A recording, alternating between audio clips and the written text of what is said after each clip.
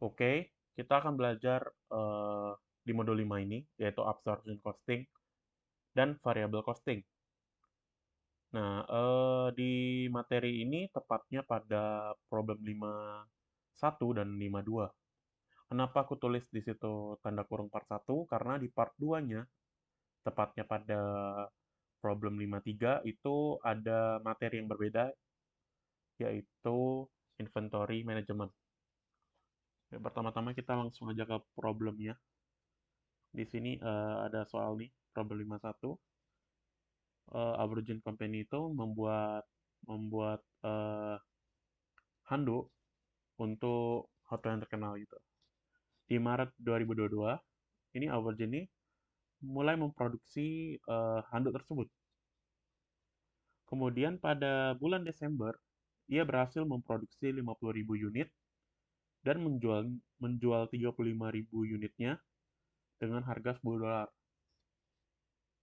Nah, kemudian eh, terdapat cost yang terjadi ini, yaitu direct material sebesar $60.000, direct labor sebesar $8.000, variable overhead 10.000, dan fixed overhead 35.000.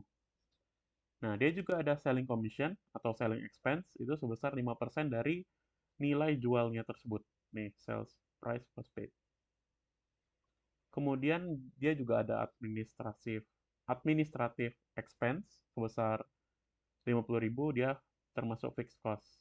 Nih, administrative expense or fixed amount to $50.000. Nah, kemudian kita disuruh, yang pertama kita disuruh membuat calculation atau kita menghitung nih product cost menggunakan absorption method dan variable method. Nomor 2, kita disuruh menghitung unit product cost-nya dan cost of ending inventory-nya. Ini maksudnya nilai dari ending inventory kita menggunakan absorption maupun variable costing. Yang ketiga kita disuruh ngitung contribution marginnya dia per unit menggunakan variable costing. Dan yang keempat, ini kita misalkan ada asumsi nih manajemen things. Kalau ada asumsi di tahun depan 2023 Desember itu penjualan akan naik 2 kali lipat nih, sales will be twice as high as Desember 2022 dari tahun yang kita ini, yang 2022 ini. Nah, kita disuruh nomor 4 nih, kita disuruh buat income statement-nya untuk 2023 nih menggunakan eh, variable costing maupun absorption costing. Kita disuruh ngebuat income statement-nya intinya untuk 2023 ini. Nah, pertama kita akan menjawab dulu yang nomor 1 ini. Nah, kita disuruh ngebuat calculation dari product cost menggunakan absorption maupun variable method atau variable costing. Nah, ini nanti aja ya aku jelasin. Kita fokus dulu ke yang bawah ini. Ini pertama product cost untuk absorption dulu. Nah, di absorption ini seperti biasa ya. Maksud aku tuh absorption ini cara umumnya. Kita tambah dulu, ini direct material, tambah direct labor, tambah variable overhead maupun fixed overhead. Karena sebelumnya kalian sudah belajar kan, kalau untuk menghitung product cost tuh direct material, tambah direct labor, tambah overheadnya. Nah, di absorption ini langsung semuanya, variable maupun fixed overhead. Nah, kita tambahin dulu, direct materialnya 60.000, direct labornya 8.000, variable overheadnya 10.000, dan fixed overheadnya 35.000. Nah, ketika sudah ditambah-tambah, hasilnya 113.000. Ini dolar ya. Nah, ini total product cost-nya, semuanya untuk absorption. Nah, habis itu kita hitung dulu total product cost-nya untuk variable cost. Nah, product cost-nya untuk metode variable nih, kita taruh ini seperti sama. Nih, direct material. direct labor, variable overhead, tapi kita keluarin fixed overhead-nya. Nah, ini khusus untuk variable costing. Kita keluarin fixed overhead-nya. Nah, ini direct material 60.000, direct labor-nya 8.000, variable overhead-nya 10.000. Nah, jadi total product cost-nya tuh 78.000. Nah, di nomor 2 ini, kita disuruh menghitung unit product cost-nya sama cost of ending inventory-nya. Nilai dari ending inventory itu tersebut. Nah, pertama kita hitung dulu ya cost per unitnya untuk absorption method. Ini dengan cara kita ngebagiin total product cost-nya yang untuk absorption ini, dari absorption, kita bagi dengan unit produksinya. Unit yang sudah diproduksi. Ini kan 50.000, kita bagiin. Jadi 2,26. Ini maksudnya cost per unitnya. Biaya produk per unitnya untuk satu produk gitu. 2,26 dolar. Nah, kemudian untuk nyari ending inventory-nya tuh, kita balik lagi ke atas. Nah, kita disuruh nyari ending inventory unitnya dulu, kita harus cari. Nah, kita harus nyari, sebelum kita nyari seberapa besar nilai ending inventory-nya ini, berapa dolar, kita harus nyari berapa unitnya dulu ending inventory-nya tersebut di tahun 2022. Nah, ini 15.000 dapat dari mana? Ini 50.000 kita yang produksi nih, yang kita produksi, sama kita kurangi dengan unit yang kita jual, 35.000. Hasilnya 15.000. Nah, kemudian 15.000 ini kita kalikan dengan cost per unitnya nih. Nah, 15.000 kita kali 2,26. Hasilnya 33.900 dolar. Nah, begitu juga dengan variabel. Nih, dari sini kan kita langsung bagi aja nih 78.000 dari total product cost yang variabelnya, yang pakai metode variabel. Kita bagi nih dengan unit produksinya 50.000. Jadi 78.000 kita bagi dengan 50.000. Hasilnya 1,56 dolar untuk product cost per unitnya dari variabel method. Nah, ending inventory juga sama ini, sama aja ini. Kita langsung kaliin nih ending inventory per unit, unit dari ending inventory-nya 15.000, kita kali dengan cost per unit dari variable method. Hasilnya 23.400. Oke, kita lanjut ke nomor 3. Nah, di sini kita disuruh buat contribution margin per unit.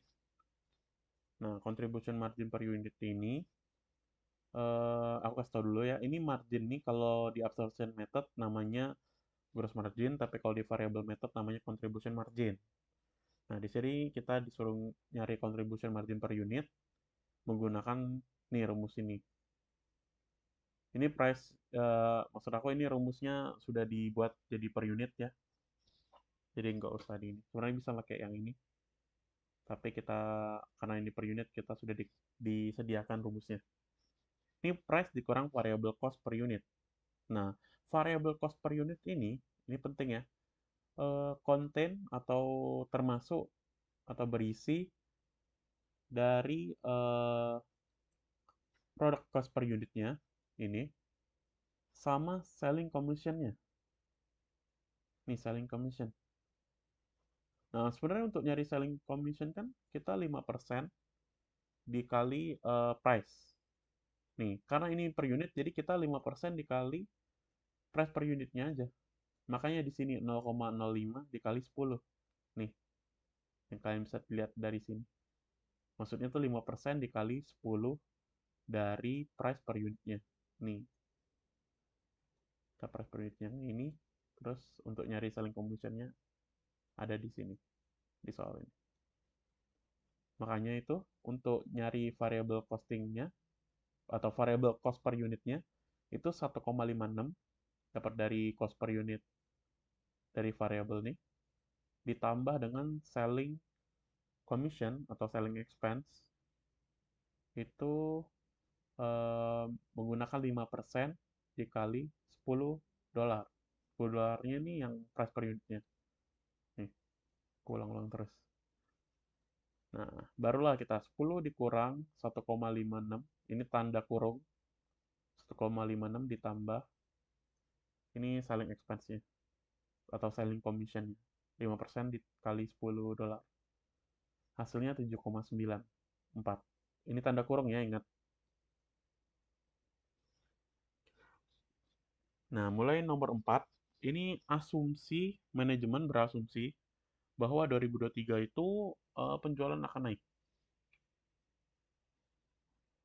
sebesar nih twice as high, sebesar 2 kali lipatnya. Nah, jadi kita disuruh ngebuat income statement untuk Desember 2023 dan penggunaan apa yang lebih baik gitu. Absorption kah atau variable kah? Nah, lanjut ya. Kita pertama nyari dulu ini unitnya, productionnya 100.000, kita kali 2, salesnya juga kita kali 2 nih, 35 kali 35.000 kali 2, 70.000. Terus kita kurang jadilah ending inventory-nya. Kita kurangin ini 30.000. Nah, kemudian kita langsung buat aja income statement-nya. Di sini sales 70.000 dari mana? Kita buat absorption-nya dulu. Sales itu 70.000 dari mana? Dari yang 70.000 ini unitnya, unit yang terjual 70.000, kita kalikan dengan 10 dolar price per unitnya ini. Hasilnya 700.000. Kemudian COGS-nya dikurangi COGS. Dapatnya dari mana? Dari cost per unit dikali dengan unit sales-nya. 70.000 ini. Dia 70.000 dikali 2,26. Nih, hasilnya 158.200. Nah, kita kurangin jadilah gross margin. Nah, setelah kita kurangin COGS, kita baru kurangin selling expense dan administration expense yang di luar production cost. Nah, ini menggunakan absorption method ya. Oke, kita kurangin nih variable selling expense-nya 35.000 dapat dari mana? Dari 5% kalian kaliin dengan 700.000. Yang salesnya nih, nilai salesnya nih. Nih, 700%, 700%, 700.000 dikali 5%. Hasilnya 35.000. 5%-nya ini ya, cara nyari selling commission ya. Nih, dia dibilang variable selling expense karena ya kan karena ini 5% dari sales, cara nyari selling commission-nya. Jadi kan nilai atau cost dari selling commission-nya itu kan nggak tetap. Jadi kita ngomong ini variable selling expense. Aku ulang lagi ya, ini caranya 5% dikali sales price-nya. Ini 700.000, jadi 5% dikali 700.000, hasilnya 35.000. Nah, kemudian ini fixed administration expense-nya dapat dari ini, 50.000. Kita pindahin aja langsung. Terus kita kurangin gross margin, kurang variable selling expense, dikurang fixed administration expense, dapatlah operating income sebesar 456.800. Nah, kita sudah dapat nih absorption. Mari kita ke variable cost-nya menggunakan metode variable cost. Nah, sama aja sales-nya 700.000 ya, karena ini sama aja kan yang terjual 70.000 dikali sales price-nya per unitnya 10 dolar, hasilnya 70.000. Kemudian kita kurangin dengan variabel COGS. Nah, sebelum itu aku mau ngomong dulu, ini perbedaan yang mendasar untuk buat income statement dari absorption method dan variable method ini dari kita ngebagi nih, anggaplah di tengah-tengah tuh margin ya. Nah, paling bawahnya operating income. Nah, kalau di variable method nih, kita pembagiannya itu berdasarkan variabel semua nih kita kurangin, terus baru kita kurangin fix. Nah, kita pembagiannya tuh berdasarkan variabel sama fix. di antara ini contribution margin sama operating income sama sales. Nah, sedangkan kalau di absorption ini kita kurangin nih pembaginya tuh cuma COGS, habis itu baru semua yang bukan production cost kita kurangin. Kayak selling sama administration expense. Nah, tapi kalau di sini, di variable method, itu kita berbeda. Kita nguranginnya, atau kita pembagiannya tuh dari variable semua variable cost, mau dia tuh selling expense atau dan lain-lain, sama fixed cost. Nah, lanjut ya. Nah, untuk mencari variable COGS nih, kita sama aja. Yang unit sales-nya nih, 70.000, kita kaliin dengan cost per unitnya, 1,56. Hasilnya 109.200. Kemudian ini variable selling expense juga sama, 5% dari nilai salesnya, 700.000 dikali 5%, hasilnya 35.000, sama aja. Terus kita kurangin, nih 700.000 kita kurang 109 ini, kita kurang 35.000 ini, dapatlah contribution margin 550.800. Nah, dari margin ini baru kita kurangin fixed cost-nya. Nih ada fixed administration expense sama fixed overhead. Nah, disinilah overhead-nya tuh yang kita keluarin yang tadi, yang sebelumnya kita keluarin itu dari kita ngitung product cost. Nah, di variable costing ini munculnya di sini, yang fixed overhead-nya. Munculnya pas kita buat income statement-nya. Nah, begitulah perbedaannya dari absorption maupun variable costing yang membedakan mereka berdua nih. Nah, kita dari contribution margin ya, kita balik lagi ke soalnya. Kita kurang dengan fixed administration expense 50.000 dan kita kurangi dengan fixed overhead-nya yang tadi nih 35.000. Hasilnya 470.000. Kita dapat operating income-nya. Nah, di sini kan variable costing-nya lebih ini ya, kita dapat income-nya lebih besar ya. Nah, makanya itu kita harus sebaiknya menggunakan variable costing karena dia memberikan kita income yang lebih besar. Oke, kita lanjut ke problem 52. Nah, di sini perusahaan HEH itu memproduksi meja sama kursi. Nah, sebesar 40.000 unit meja dan 60.000 unit kursi. Nah, di sini ada informasi, ini selling selling price-nya tuh berapa per unit. Kan beda dia, ada meja, ada kursi. Nah, variable cost per unitnya berapa untuk meja sama kursi, direct fixed overhead-nya berapa, terus ada beginning inventory-nya, dia per unit berapa untuk meja sama kursi, pokoknya sampai bawah-bawah inilah. Ini informasi untuk kita pakai untuk menghitung. Nah, di sini ada common fixed overhead, dia dikenakan common fixed overhead untuk keseluruhan pabriknya, itu sebesar 110.000 dolar, dan dia ada common selling and administrative expense-nya yang dikenakan untuk keseluruhan pabrik itu sebesar 50.000 dolar. Nah, terus kita disuruh ngebuat nih income statement untuk per segmen. Nih, kita disuruh buat income statement untuk per segmen menggunakan variable costing, metode variable costing. Nah, di nomor 2 ini itu efek profit apakah untuk perusahaan hehehe ini jika perusahaan itu mengedrop atau menghentikan produksi dari salah satu segmennya antara meja atau kursi.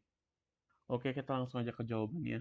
Pertama-tama kita disuruh nyari atau sebelum kita bisa membuat segmented income statement itu kita harus tahu dulu itu berapa unit yang terjualnya atau sales per unit sold-nya. Nah, tidak seperti problem sebelumnya yang kita sudah dikasih tahu nih 35.000. Di sini kita nggak dikasih tahu ya.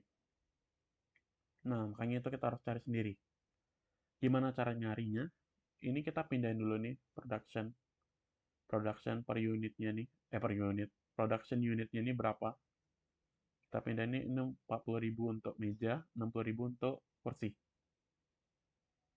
Nah, kita pindahin, kemudian kita tambah dengan beginning inventory. Nah, ini sudah dikasih tahu juga nih di informasinya nih, soalnya 45 sama 55.000.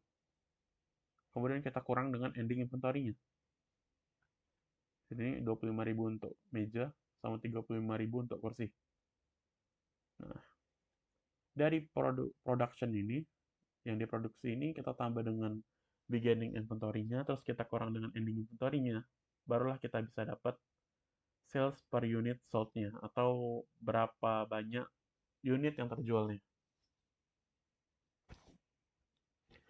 Nah, dapatlah ini untuk mejanya ini 60.000, untuk kursinya ini 80.000. Ini 40 tambah 45 dikurang 25 sama yang ini. 60 ditambah 55 dikurang 35. Kemudian, sudah dapatlah ini, kita baru bisa buat segmented income statement-nya. Nah, ini menggunakan variable costing ya. Makanya di sini antara contribution margin ini ada pembedanya itu variable cost dulu yang dikurang, habis itu fixed cost yang dikurang. Nah, yang ini untuk pembeda ininya ya.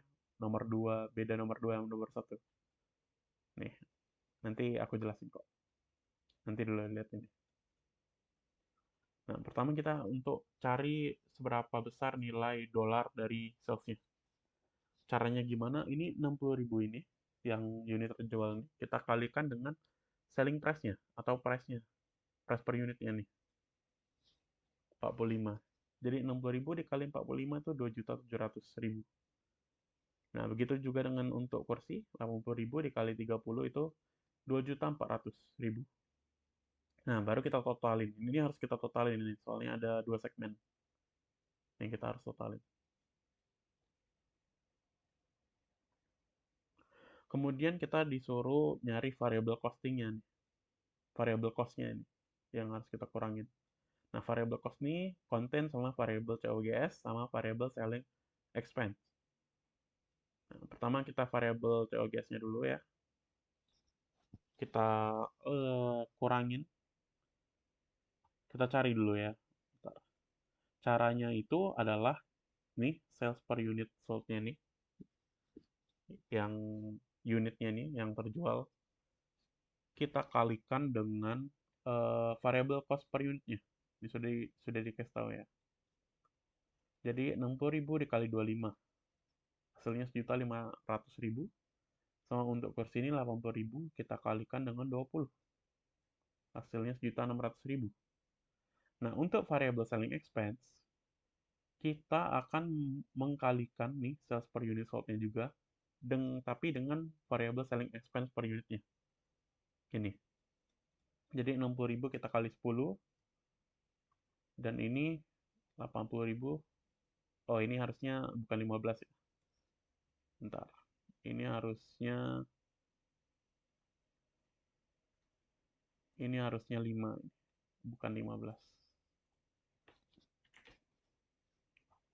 Oke, close. Nah, ini harusnya 5 ya, bukan 15. Jadi 80.000 kita kali 5. Nih, 400.000. Oke. Setelah itu barulah kita kurangkan variable cost ini dengan sales-nya ini. Kita kurangkan. Dapatlah contribution margin-nya. Nah, kita totalkan juga nih. Seluruhnya juga kita totalkan. Jadinya 1 juta ya, totalnya. Kemudian kita baru kurang dengan fixed cost-nya. Nah, fixed cost-nya itu konten dengan direct FOH, direct overhead-nya, sama direct fixed selling administration expense-nya. Nah, ini langsung pindahin aja ya. Ini 120 kita pindahin ke sini. Kita nggak usah ngitung lagi karena ini fixed cost ya. 75.000 ini di sini. Terus untuk kursinya 70.000 dan 45.000. Nah, habis itu kita kurangin masing-masing, dapatlah ini 405.000 dan 255.000. Kemudian kita akan hasil yang total ini kita sudah dapat segmen marginnya. Segmen marginnya kita sudah dapat. Nah, barulah ini common fix untuk keseluruhan, anggaplah ini cost untuk keseluruhan pabriknya. Jadi bukan untuk segmennya masing-masing. Makanya kita harus kuranginnya dari total ini. Ini ada common fixed overhead itu dikurang 110.000 sama common selling and administrative expense-nya sebesar 50.000. Kita kurangin dari total ini. Karena dia kan ini cost untuk ini, untuk keseluruhan pabriknya. Oke, jadilah 530.000. Oke, kita lanjut ke nomor 2-nya ya. Nah, sebelum kita lanjut ke nomor 2, aku mau lihat dulu. Tadi aku nggak liatin kalian ya. Ini rumus-rumusnya nih. Ini rumus untuk nomor 2. Ntar dulu ya. Ini enggak.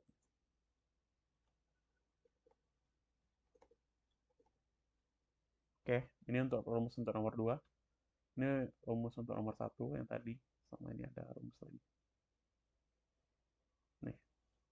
Oke. Lanjut, nomor 2. Efek apa dari perusahaan HEH ini?